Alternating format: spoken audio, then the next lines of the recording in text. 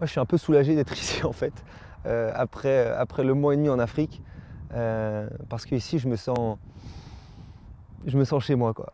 Parce qu'ici c'est la Méditerranée, il y a les pins, il y a les oliviers, le soleil est chaud mais il y a quand même le fond d'air qui est frais, je me sens vraiment bien quoi. Ce petit air là, ça me rappelle l'air marin marseillais. Et du coup, je suis dans de bonnes dispositions pour la mission, quoi. Et ça, c'est peut-être la première chose à dire sur cette mission.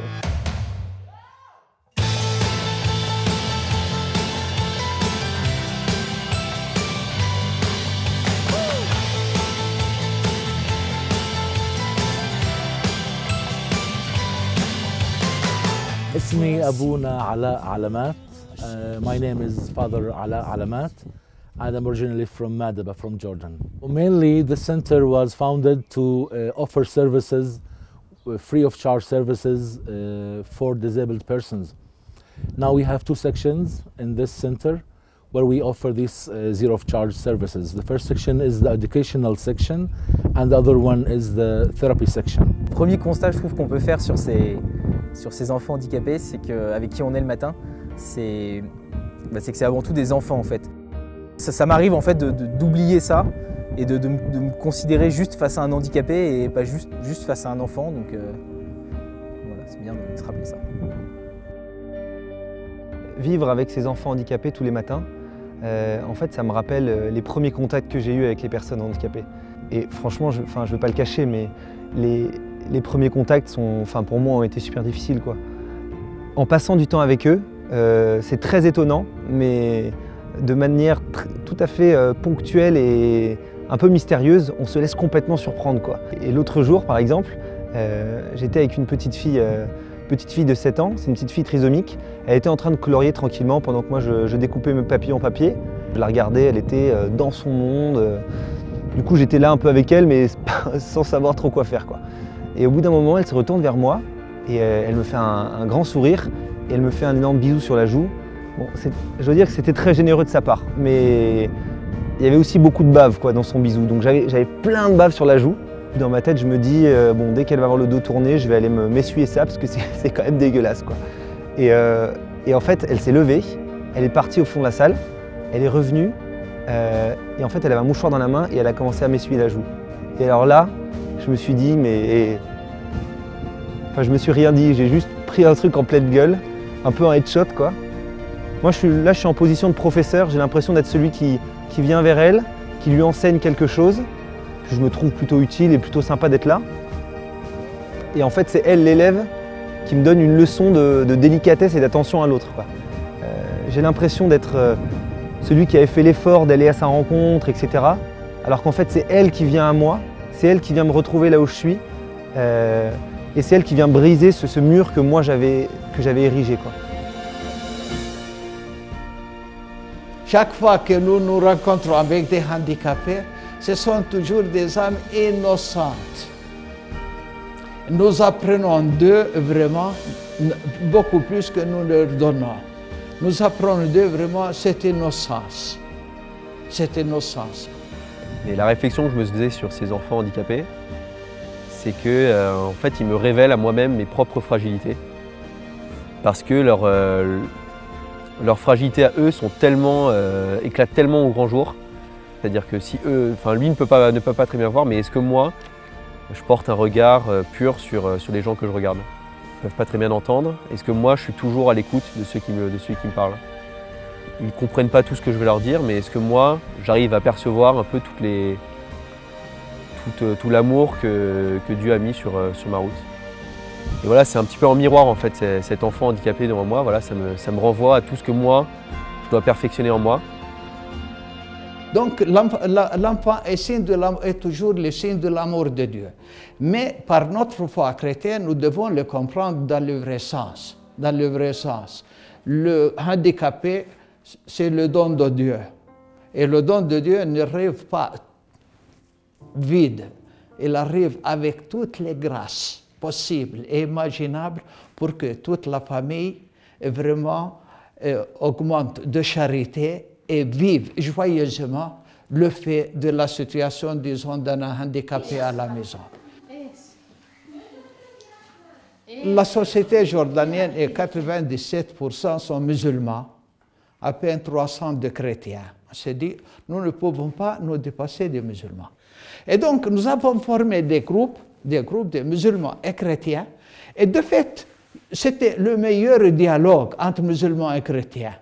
Le dialogue de fait, sur le terrain, ensemble, à partir de notre foi chrétienne et musulmane, et faire un travail très utile pour la société. If I do believe in God, the love, I have to prove this faith through my life. We hire both Muslims and Christians. Ici, tout le monde est bienvenu, quoi.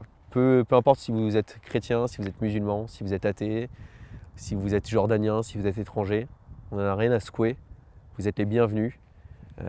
D'ailleurs, pour preuve, la majorité, enfin, l'écrasante majorité des élèves qui viennent ici tous les jours sont musulmans, des membres du staff sont musulmans. Et voilà, c'est juste, je pense que c'est la plus belle réponse à apporter, quoi. Être ouvert complètement sur tous ceux qui veulent venir ici.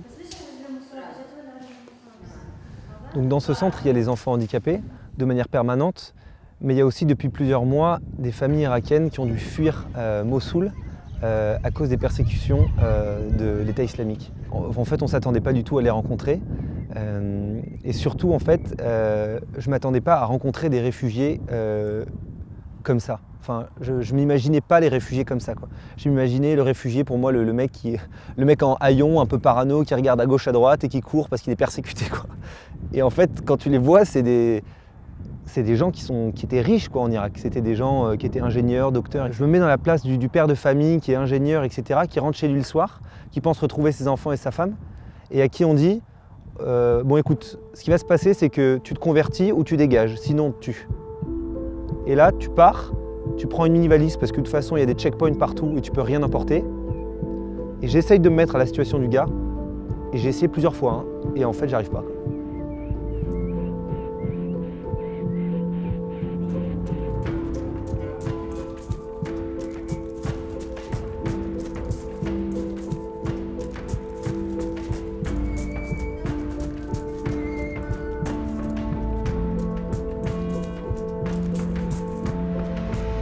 Il y a l'Europe qui avait promis de les recevoir, personne ne les reçoit. Ici, dans le pays du travail, il n'y a pas de travail. Rester ici, ce n'est pas encore sûr qu'ils peuvent rester ici. Où aller?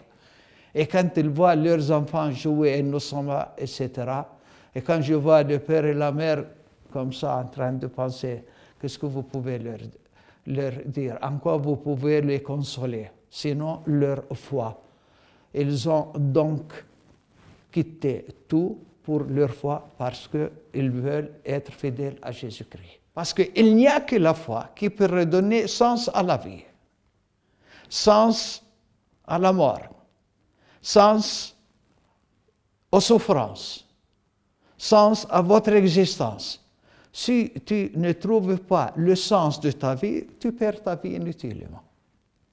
Mais il n'y a que la foi qui peut donner ce sens et expliquer ce sens.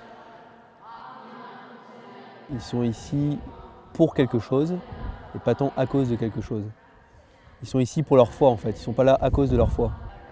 Et il y a beaucoup d'espoir derrière ça. C'est-à-dire que s'ils étaient là juste à cause de quelque chose, à cause des persécutions d'un groupe islamiste, il n'y a plus aucun espoir derrière, ça s'arrête là, le chemin est fini. Mais ils sont ici pour quelque chose. Il y a une motivation derrière, il y a une finalité derrière. Et c'est une source de tellement d'espérance que de se dire ça, à la fois pour moi qui les côtoie et pour eux de se dire mais voilà, le chemin n'est pas fini. Si on est ici pour notre foi, c'est que forcément il va y avoir quelque chose derrière. Et voilà, j'espère qu'eux aussi arrivent à raisonner comme ça et à garder cet espoir vraiment vivant en eux. Et c'est tout ce que je leur souhaite, quoi. Le plus dur pour moi, c'est pas d'être avec les enfants handicapés, etc. C'est vraiment d'être avec les réfugiés irakiens. Parce qu'en fait, avec eux, on fait pas grand-chose. Eux ne font rien, et nous, on fait un peu avec les moyens du bord. On discute de foot, on joue un peu au basket, on leur donne des cours d'anglais. On essaye de créer un peu des initiatives pour leur permettre d'avoir des horaires dans la journée, etc. Mais globalement, on fait rien. Et en fait, pour moi, je me dis que je suis personne pour essayer de les consoler. Je redoute les moments où on parle de leur situation parce que je me sens complètement impuissant, quoi. Et donc vraiment pour moi c'est un effort quoi. C'est un effort d'aller vers eux. En plus on ne sait jamais quand est-ce que ça termine. On peut dire on va 10 minutes avec eux et au bout de 2 heures on est toujours là, un peu à se regarder dans le blanc des yeux, à discuter, à faire 3 blagues. Mais pour moi c'est... Enfin, dans ma tête ça va 10 000, je me dis putain quand est-ce qu'on se barre. Et heureusement, s'il n'y avait pas Jean et Geoffroy, honnêtement je pense que je les fuirais quoi. Enfin, j'aurais beaucoup de mal à aller vers eux. Et Jean et Geoffroy sont très bons pour ça. Et je veux dire que c'est peut-être un des moments de la mission, de l'année où je m'appuie le plus sur eux. Et heureusement qu'ils sont là et qu'ils m'inspirent parce que sinon tout seul, je pense que j'y arriverai pas quoi. Depuis qu'on est ici arrivé au centre Notre-Dame de la Paix, une des questions qu'on me pose de plus, c'est Where is John et Where is Quentin? Dès que je ne suis pas avec eux, les gens s'inquiètent, mince, où est-ce qu'ils sont, qu'est-ce qui se passe, etc. Et du coup, je me rends compte à quel point on a vraiment passé notre vie ensemble cette année. Je me rends compte à quel point pour les gens, on ne forme qu'une seule entité et quand il en manque un ou deux, c'est pas petit à petit quoi. Et donc du coup, ça m'interroge et je réfléchis sur tout ce qu'on a construit ensemble cette année, tous les automatismes qu'on a pris, les manières de prendre des décisions, la manière de partager nos joies, nos difficultés, nos questionnements. Et je me rends compte que forcément, l'arrivée à Paris va être un arrêt un peu brutal de cette manière de fonctionner qu'on a eu à trois.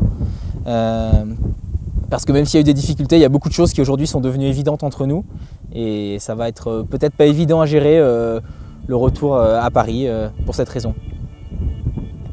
Une de mes petites réflexions du moment, c'est un constat que je fais en fait depuis quelques semaines maintenant. C'est que ce soit d'un point de vue de la prière, que ce soit d'un point de vue du service, que ce soit d'un point de vue de la vie communautaire, en fait je suis pas du tout rassasié quoi. Je suis pas rassasié, je suis pas complètement satisfait. J'en veux plus en fait.